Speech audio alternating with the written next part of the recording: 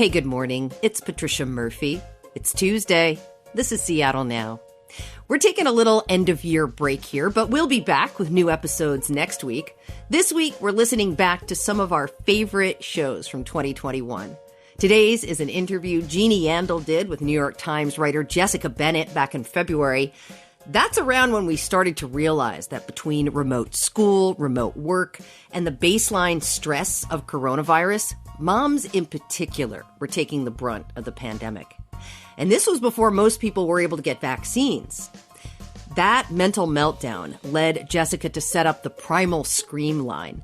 It's a phone number for anyone to call and just vent or laugh or cry or scream about the pressure cooker we're all really still living in. Have a listen. All I hear all the live long day is mom, mom, mom, mom, mom, mom, mom, mom, mom, mom, mom, mom, mom, mom, mom, mom, mom, mom, mom.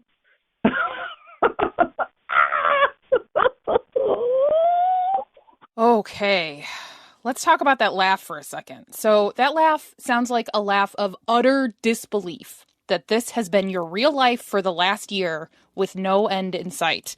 No end to the constant tension of something else always demanding your focus and your energy.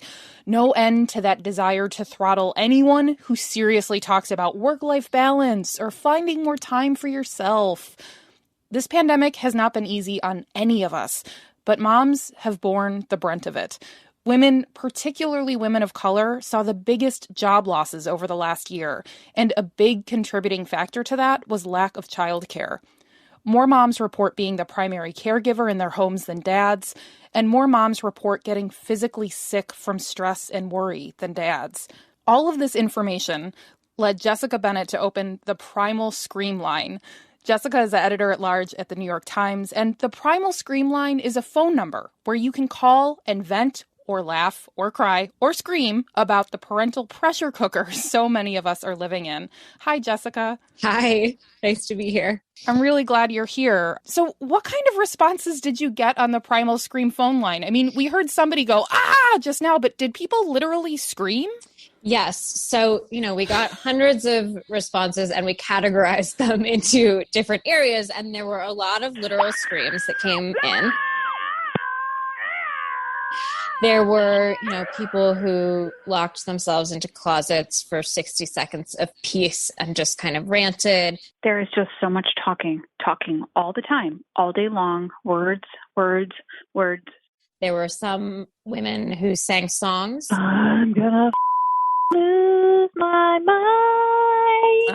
One particular favorite was the line launched early December, so right before the holidays. So a woman sang Jingle Bells, but replaced every word of the song with the F word. Yes. And, everything you could imagine. I'm sure many listeners, would be happy to share their thoughts into a scream line, and they can. We should also point out that the Primal Scream is more than just a phone line, right? It's also a whole collection of articles on everything from workplace rights for parents to the mental health crisis many moms are facing right now. And in the piece that you wrote, you followed 3 different moms around the country for months. One of them, Liz Halfhill, is a single mom who lives in Spokane. And here's one of the pieces of audio she sent you. Some days feel like they're so busy, they feel like they don't even exist. It's like I just went through 24 hours and I don't even remember any of it because I was just go, go, go, move, move, move. I'm going to go watch that new Netflix show, Nurse Ratched or whatever. That really resonates as a working mother myself. Mm-hmm. What struck you about Liz's experience? Well, one of the things that I think this pandemic has really exposed is just how many parents, moms, dads, however they identify, rely on the school system for care. So many people are in this boat. And if you are a single mother like Liz, and you suddenly do not have school and you don't have childcare and you can't afford a nanny and you don't feel comfortable sending your kid to, say, the Boys and Girls Club because of possible transmission, and you are not an essential worker, but your boss requires you to show up in person to your job, what do? You are left completely in an impossible position deciding whether, you leave your 10-year-old home alone. He's almost 11. He is almost at the age where he can stay home alone, but not quite. Or do you not show up to work? Do you tell your boss that you simply have to work from home? And does that threaten your job? And so this has put many people, and many women in particular, in really impossible situations. Good morning. It is 7:25 in the morning. We have to leave in like 40 minutes. I'm drinking coffee and making Max a bagel. Update, I have burned the bagel. I have to ask though, Jessica, I mean, you have been looking at sexism in the U.S. workplace for years. You even wrote a book about it. Were you surprised by the fact that this pandemic kind of laid bare all of the extra pressures that women experience? We thought about that a lot as we were working on this project because, there are many people, I think, who hoped this would be a sort of a galvanizing moment for moms, for people who support moms, to say, like, this is enough. Like, we need support. We need structural support. We need institutional support, and we're not getting it. But like you said, Jeannie, everyone is so freaking tired or angry at the end of the day. Like, who has time to organize or figure out how to change policy? But I think we have also realized that, you can't get to work without driving across roads and bridges, and there is physical infrastructure to get you there. Well, how on earth are you supposed to work without childcare? It is another kind of infrastructure that is critical. Jessica, I'm wondering, in all of the research that you did and all of the pieces of audio you heard from parents who called into the Primal Scream line, was there anything that particularly surprised you that you learned about how this pandemic is hitting parents and moms in particular? I'm not sure I was surprised so much because these are things that have been bubbling up for years. But I think the level of hopelessness in a lot of cases, we opened the line in December. It is now February and vaccines are on the horizon. It feels like things are moving toward a better place. But back then, people didn't know when school was going to begin again. And it was just endless home with kids, doing the parenting, managing all of the noises in the background. One of the women I documented as part of this, she has an autistic daughter and a new puppy and another daughter, and just the amount of multitasking that was going on in her day to day. Today's multitasking exercise involves me working, being in the car with London. Leilani is out with her. Where she would literally have one earbud in one ear listening in on her work conference call. She works full time at a bank. And then her left ear listening to her daughter's schooling. Her daughter has nonverbal autism, so she cannot speak herself. So then listening to the teacher who would be calling on the daughter and then helping her type into her touchpad answers to the questions, while then on her other earphone, her boss would be like, Takita, what do you think? And then the puppy barking in the background, it was just madness. I just need an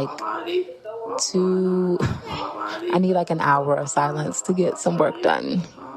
Oh, God.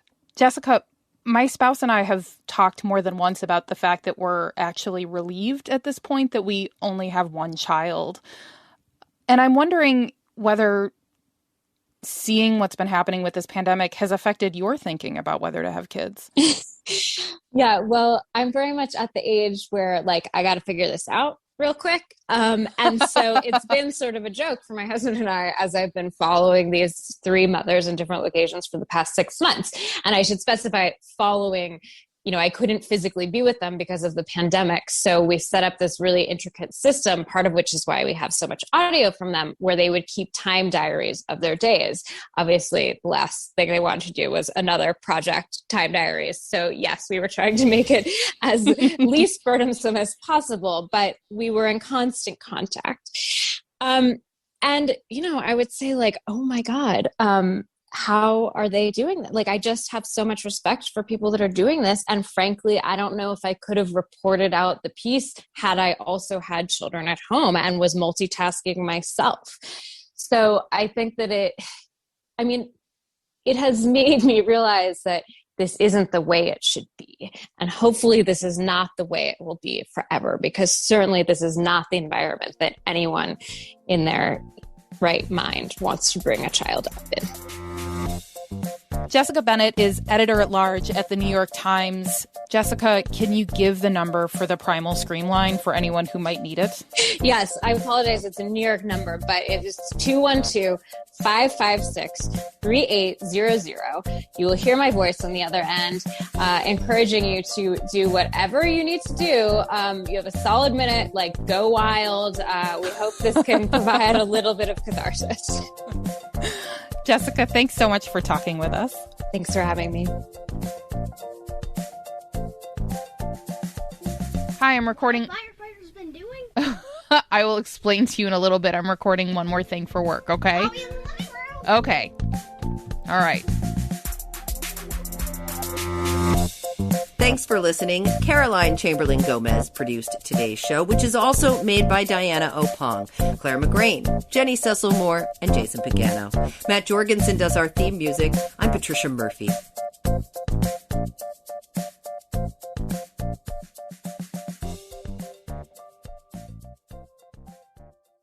Everything you hear in this podcast is made possible by you.